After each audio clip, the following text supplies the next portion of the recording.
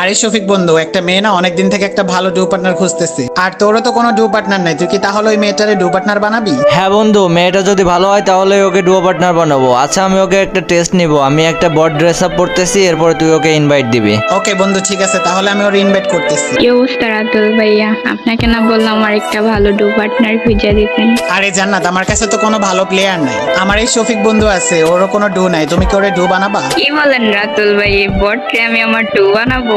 লল ভাই। আরে জান্নাত, তুমি এসব কি বলতেছো? তুমি কি চিনো ওরে? ওকে, তুমি কি জানো? আরে বন্ধু, তুই কিছু বলিস না, তুই থাম, আমি দেখতেছি। আরে জান্নাত, প্লিজ তুমি আমার ডুও হয়ে যাও না প্লিজ।